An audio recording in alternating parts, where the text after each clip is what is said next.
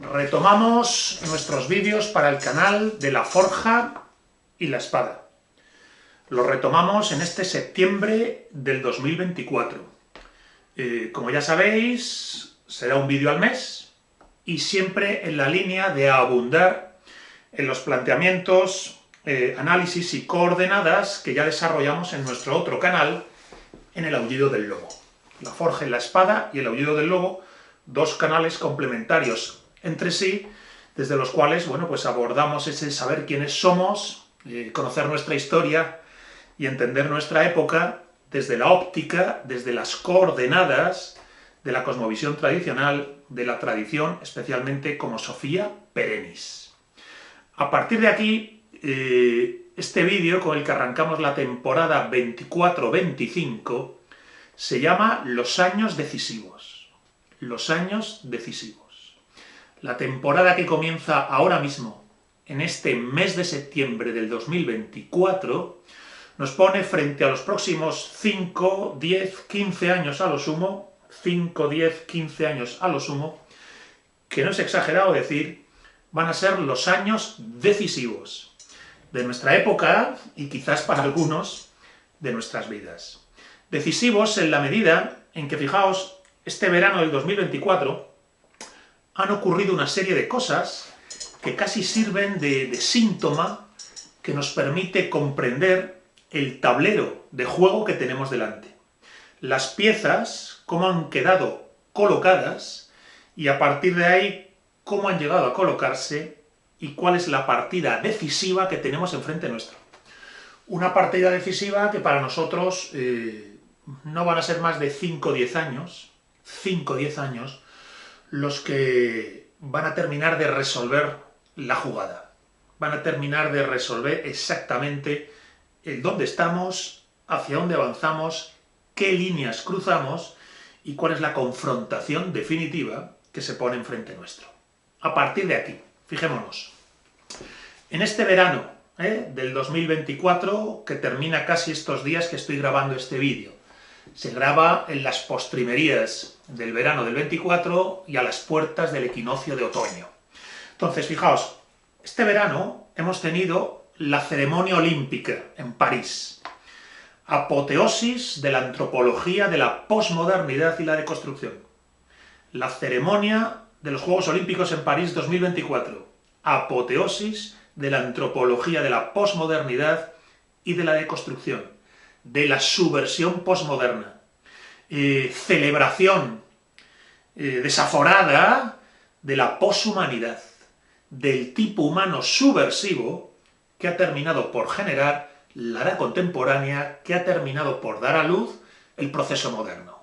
Ahí lo hemos visto, en esta ceremonia olímpica, que además coincide con que poco antes se produjo, frente a la formación, a través de la formación de un llamado Frente Popular, se produjo la derrota de Le Pen en Francia.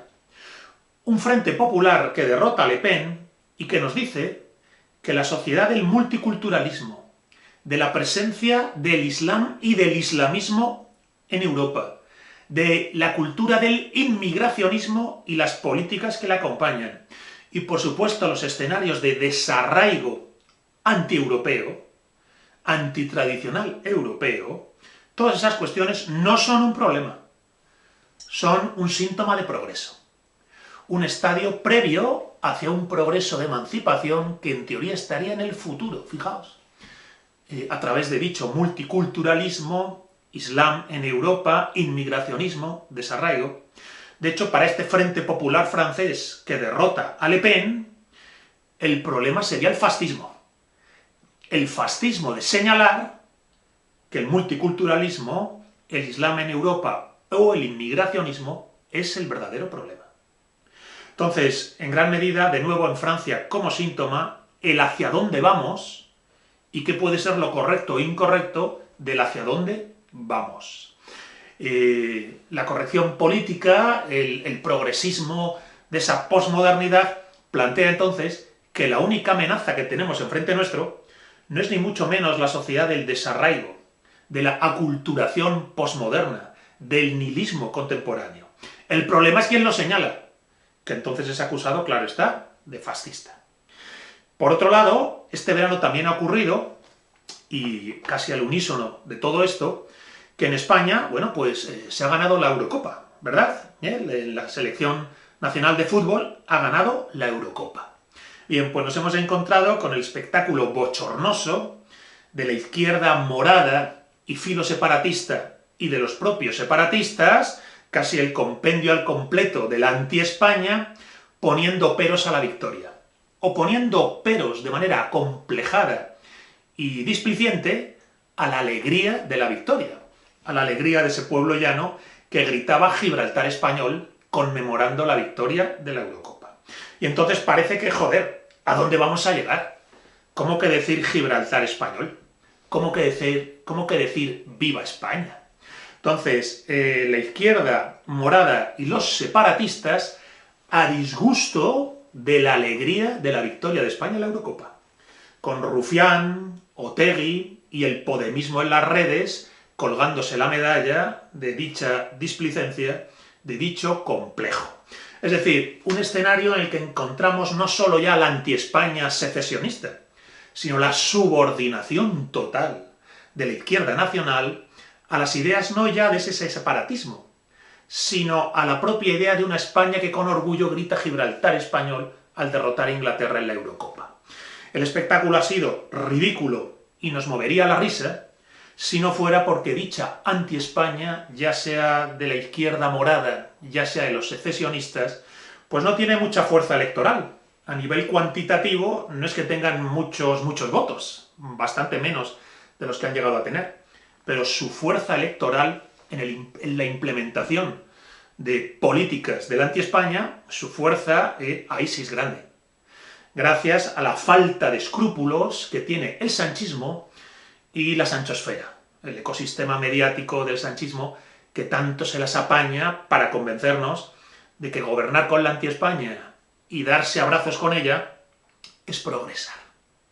Bien, pues nos encontramos entonces no solo el ridículo, ¿no?, de los Íñigo Errejón de este mundo, y de los Escolar y de los Otegi o Rufián en torno a dicha victoria de España en la Eurocopa, ¿dónde vamos a llegar?, que gritan Gibraltar español, sino que además nos hemos encontrado con que dichas fuerzas de la anti-España, en contubernio con el sanchismo sin escrúpulos, nos han llevado a tener que tragarnos en pleno verano la humillación de la amnistía y de Marta Rovira, que vuelve a España, Marta Rovira, insigne separatista catalana, vinculada al famoso procés, ¿verdad?, vuelve a España y dice, volvemos para terminar lo que empezamos.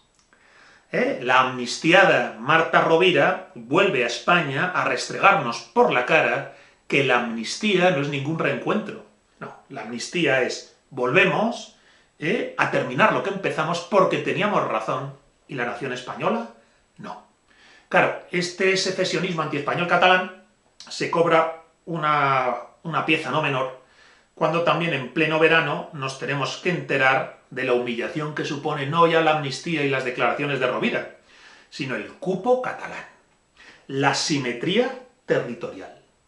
Y la cosa lamentable de encontrarnos a un Íñigo Errejón que pretende plantear que el cupo catalán es progreso, que la redistribución de la riqueza se hace entre clases y no entre territorios, porque no hay territorio común para los pueblos de España.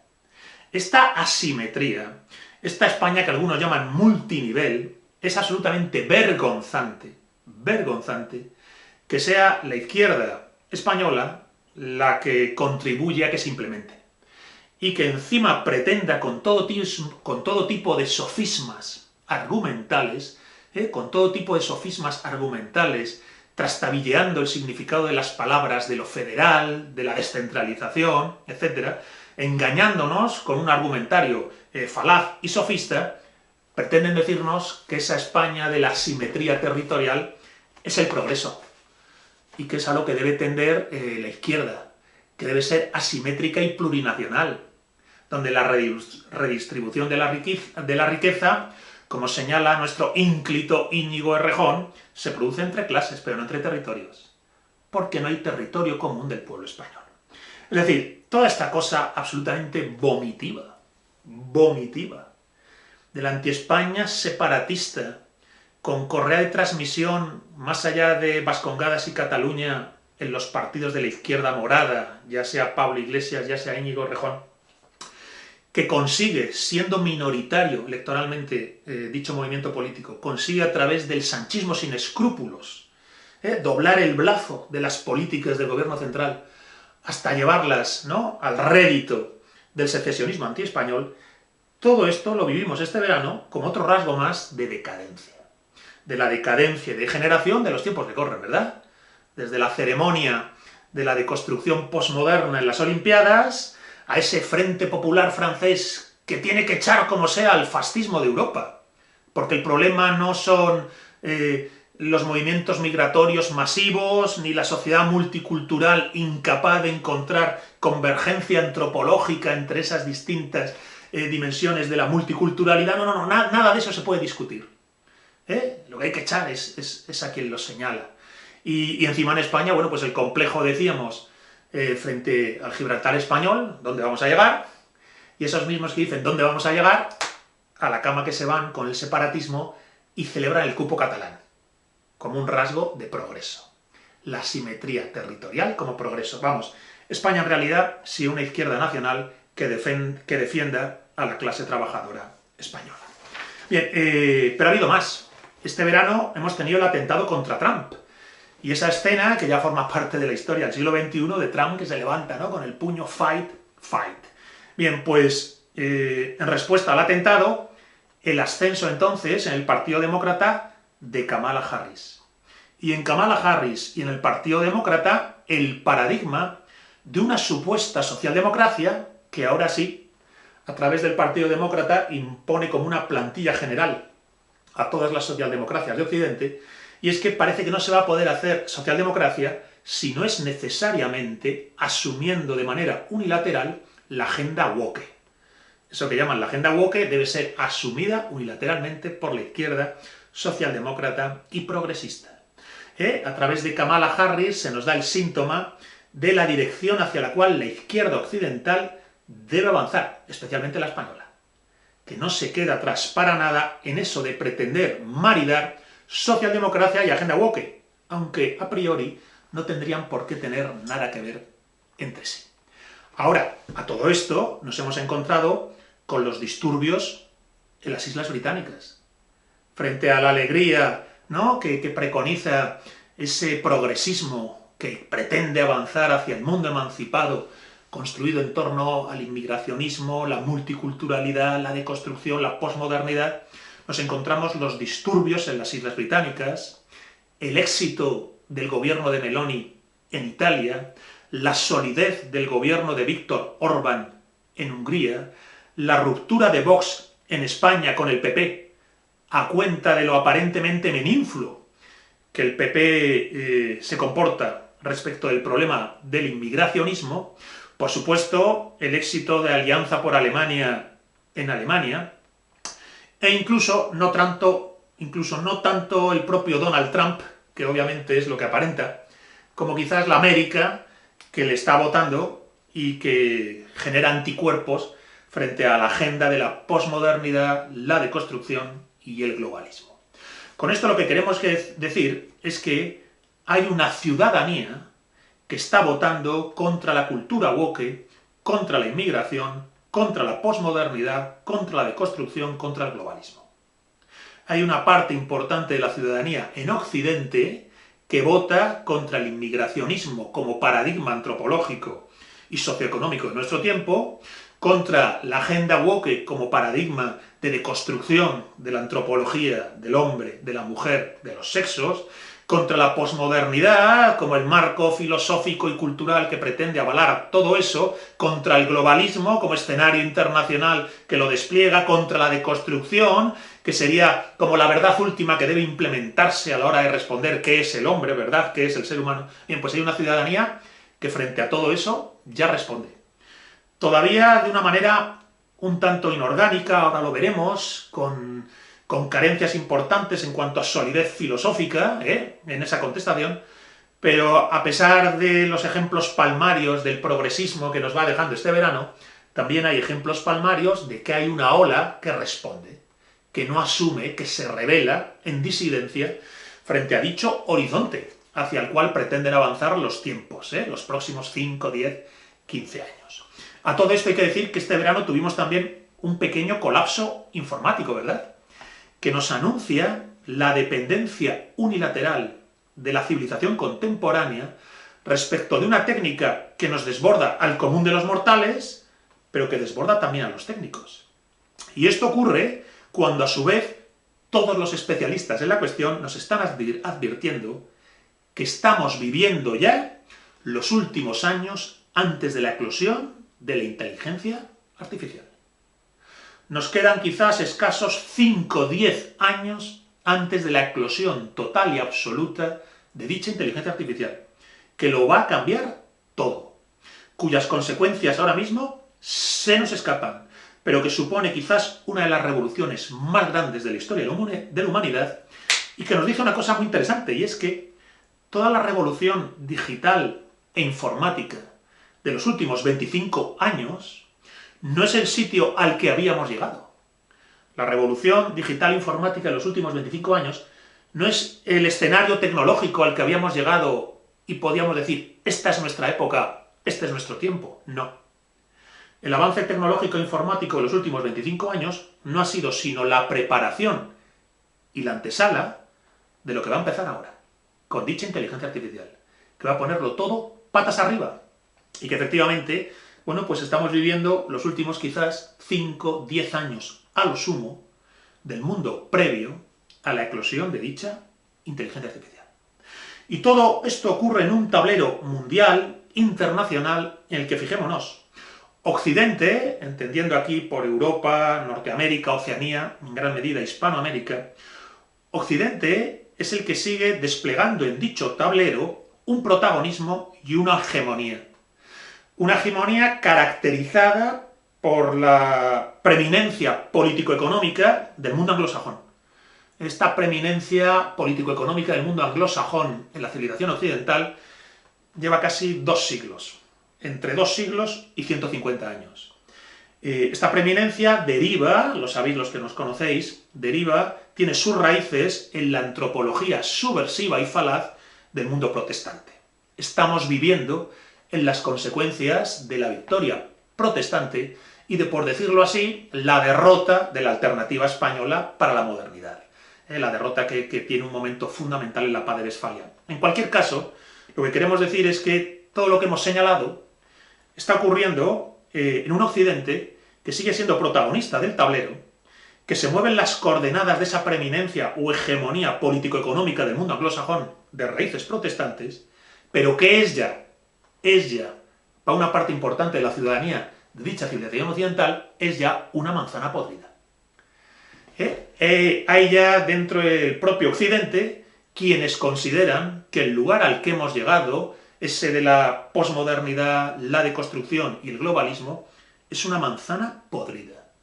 Es la civilización del nihilismo moderno. Y reaccionan contra ello. Y se van mínimamente organizando, lo hemos dicho. Incluso hay una ciudadanía que vota a la contra de eso.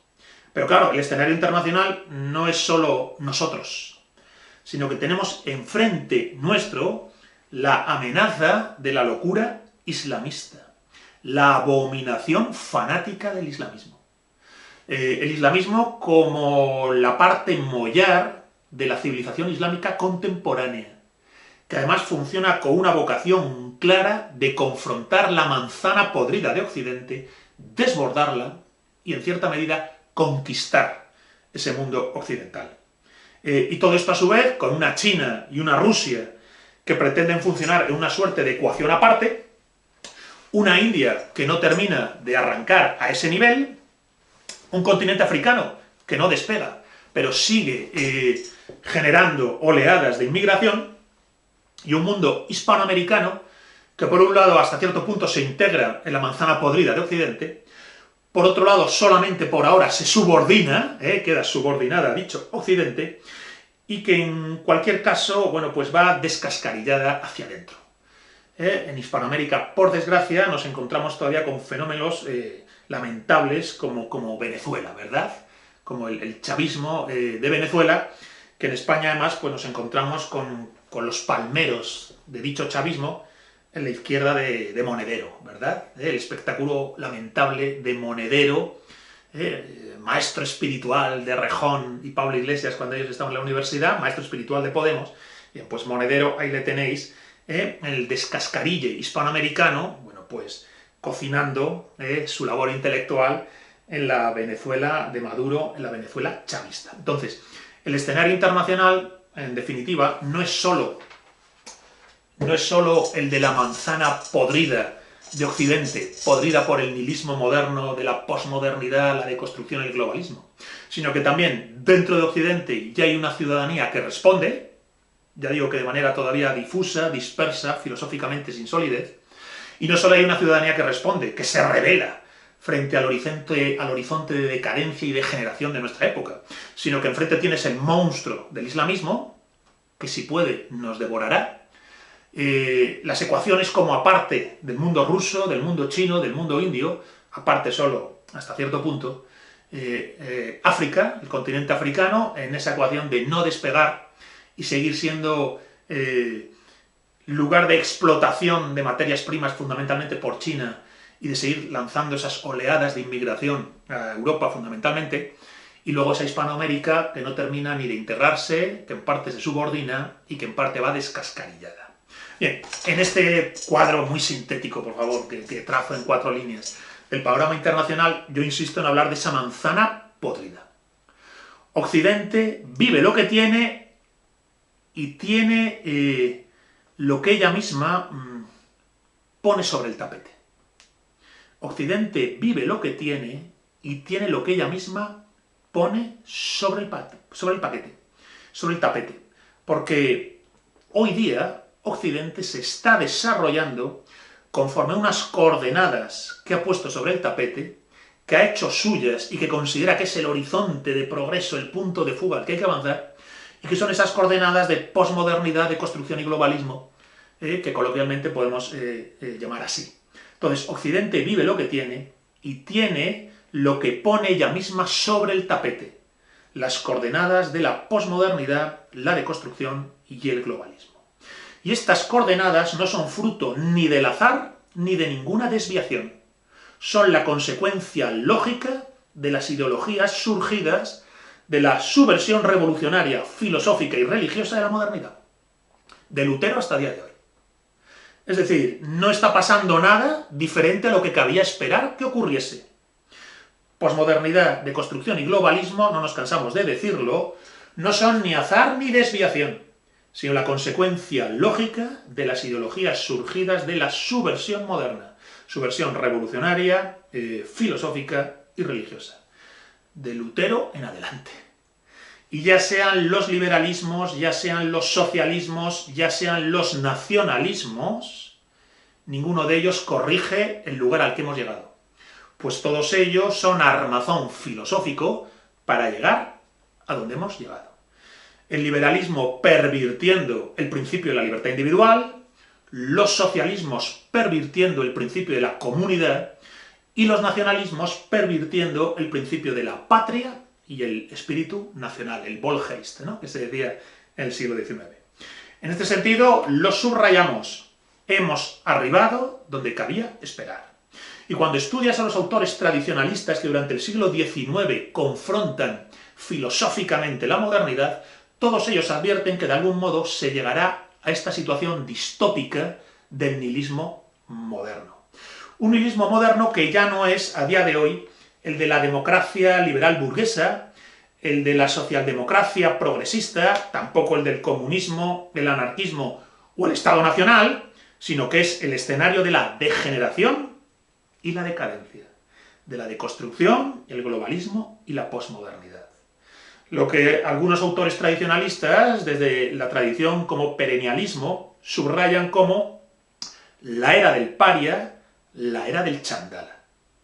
Era del chandala, era del paria, que en realidad acaba de empezar. El siglo XXI, los últimos 25 años, han supuesto el trascender ese horizonte de democracia liberal, socialdemocracia, comunismo, anarquismo, para, aunque sigamos jugando en esas coordenadas ideológicas, generar ya la antropología, el tipo humano de la deconstrucción, el tipo humano de la era del paria, que es el tipo humano de la perpetua carencia en el alma, el tipo humano del estado perpetuo de carencia, de ansiedad, de búsqueda, de insomnio, de neurosis. Por eso, en los últimos 25 años, un rasgo fundamental de Occidente ha sido la desarboladura de la salud mental, cosa que va a ir a más. La solidez en la personalidad y en el carácter, la templanza respecto de nuestro propio psiquismo, el gobierno de nosotros mismos, cada vez va a ser algo mucho más difícil de encontrar. La salud mental va a ser un lujo. Y estos últimos 25 años así lo han señalado, y en los próximos 5, 10, 15 años lo veremos que irá a más.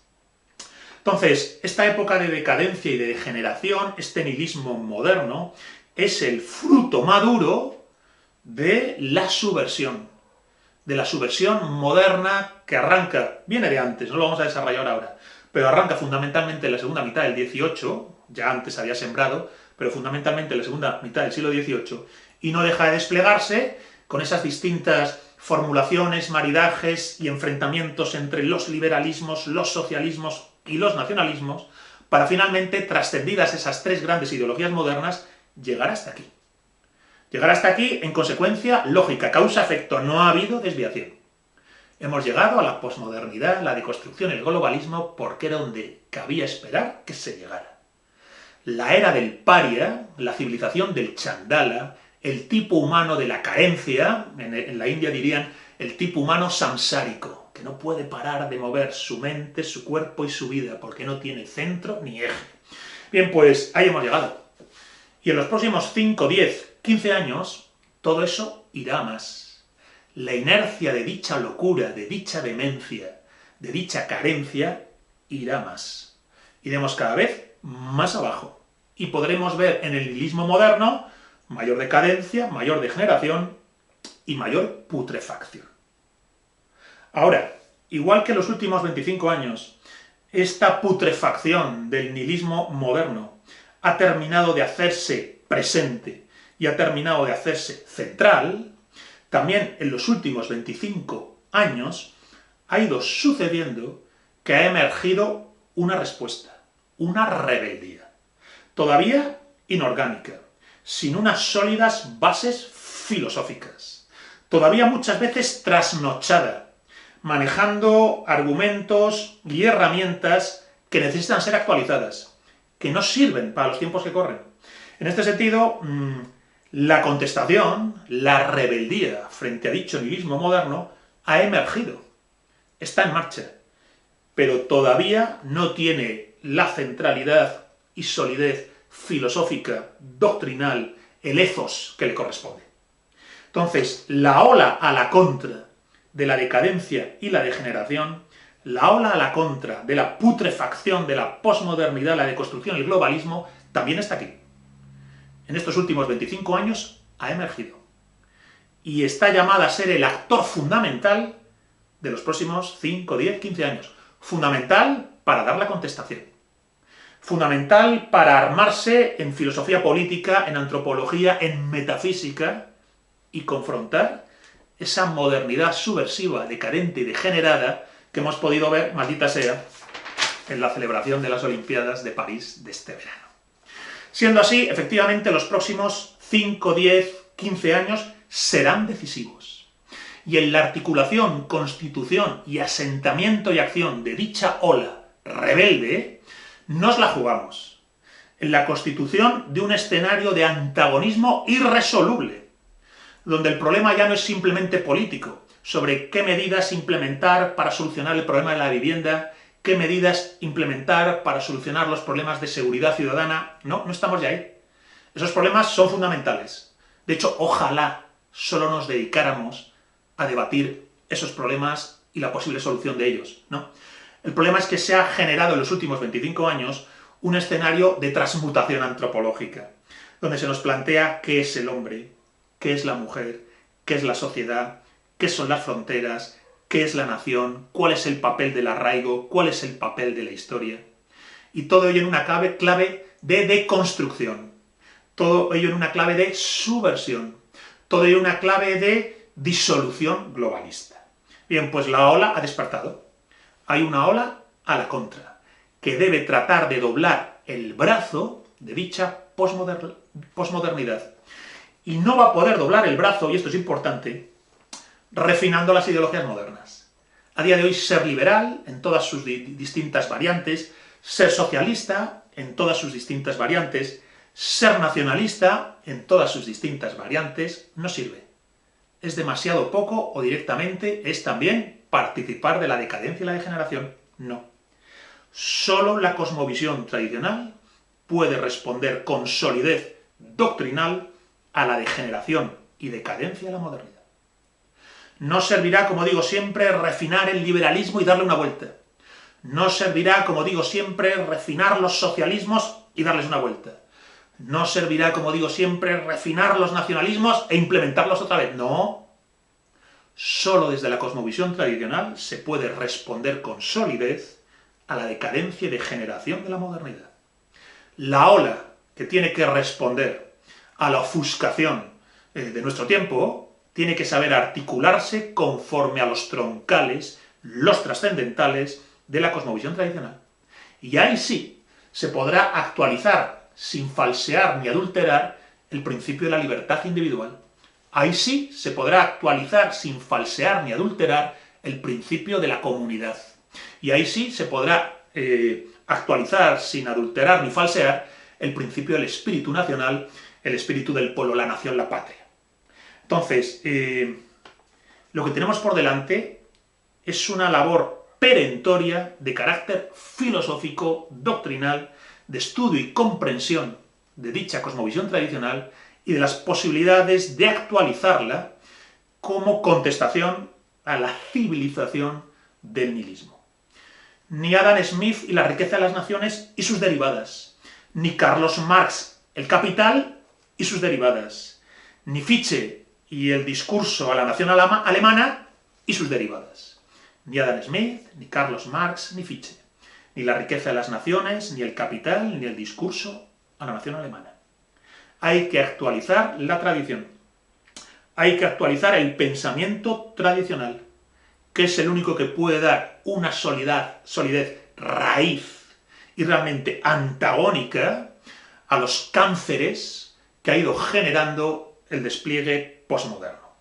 Entonces, la rebeldía y la contestación frente a la decadencia y degeneración moderna, frente a la manzana podrida, pasa necesariamente por la actualización de la tradición europea. El reencuentro y actualización de la tradición europea. La cosmovisión tradicional en rebeldía y en marcha contra la decadencia y degeneración de nuestro tiempo. Y esto se va a llevar a cabo, esta labor filosófica perentoria fundamental se va a llevar a cabo en el contexto de la eclosión de la inteligencia artificial y de la amenaza siempre presente, a veces de manera cruel y atroz, y otras veces latente, del islamismo.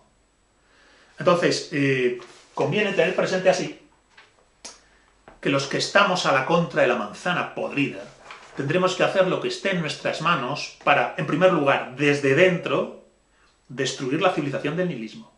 Ser nosotros mismos la némesis, los antagonistas de la civilización del nihilismo, que debe ser destruida y superada para la restauración y actualización de la civilización tradicional europea.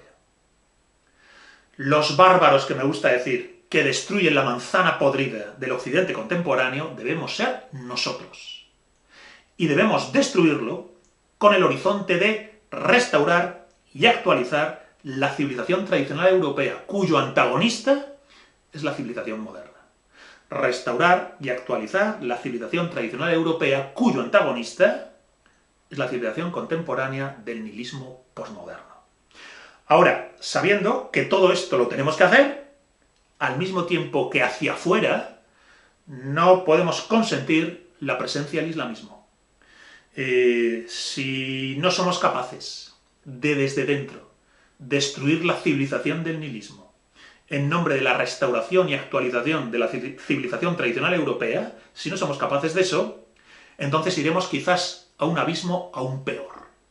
Pues el islamismo pone sobre el tapete el descenso a un nivel todavía más ínfero, que es el del infierno del nihilismo religioso.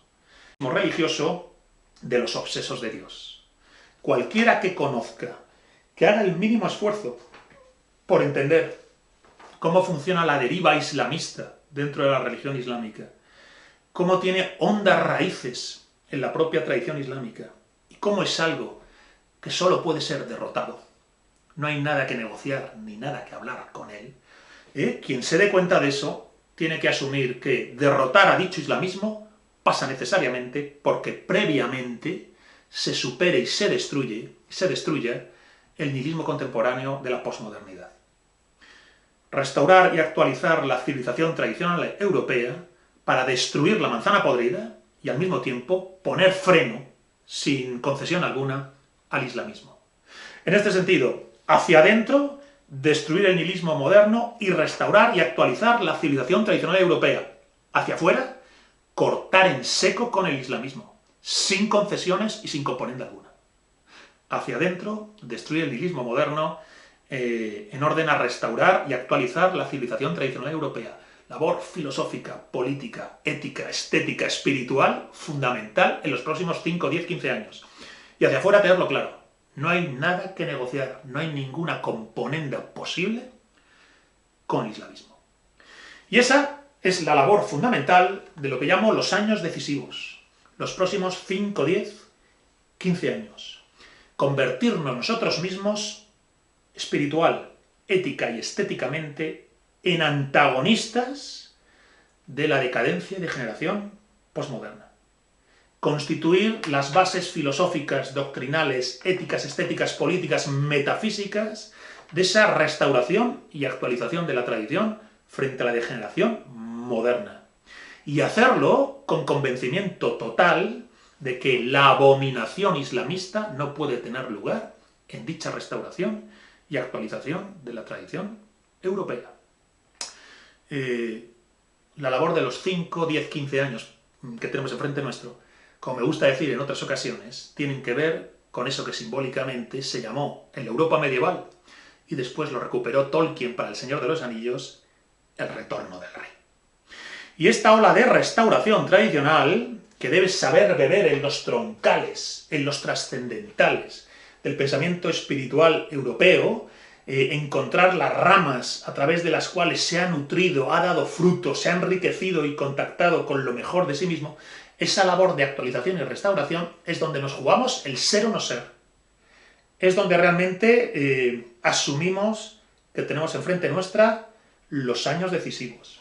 Años decisivos que, bueno, pues están llamados a ser el argumento de nuestra vida, los próximos años de nuestra vida, si es que queremos ser algo más que meros parias, ¿verdad?